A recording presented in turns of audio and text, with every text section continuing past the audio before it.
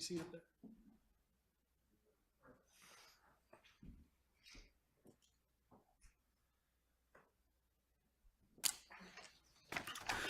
All right, Jason Hunter, Ward 1. So let's cut right to the chase here. In 2006, RPU commissioned at a cost of $72,000 of ratepayer money a study from a team at UCR to determine the economic and social impact of RPU on our community. It's right here.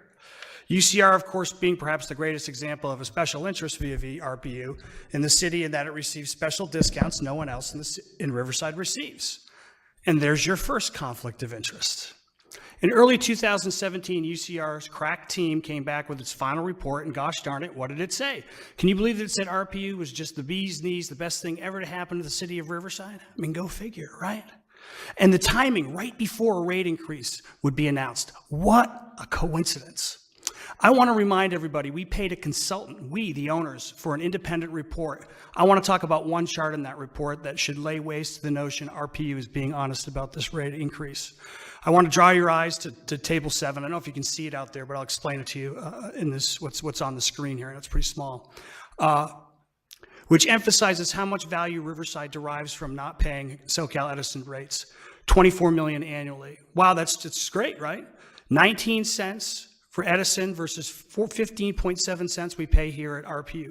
Wide enough to perhaps justify a rate increase.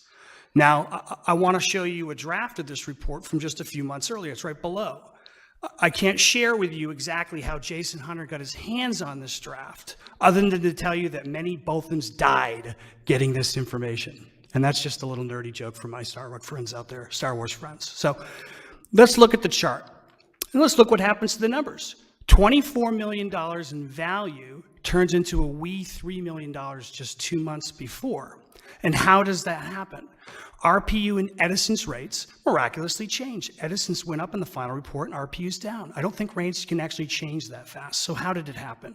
Well, that is explained in the margins of the draft in the handwriting of our general manager, Girish Balachandran. Let me read it to you. Check this. We cannot justify rate increases for residential for the next 5 years with this set of numbers, especially residential. It's incredible. And so the numbers were changed by RPU's staff.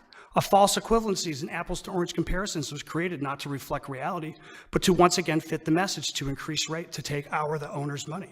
An independent report we paid for was changed by RPU's staff, okay, at Girish Balachandran's direction. And if we can't believe this report, I posit we can't trust anything produced by this management team, and this isn't the first time the owners we have been deceived. I don't want a rate increase, nothing. Not a penny. I want a management team that can be trusted. I, as an owner, vote of no confidence. The last comment that was made by Mr. Hunter, as we go through drafts of reports, we obviously have comments, and those are comments that I had. I will be happy to provide the backup on this.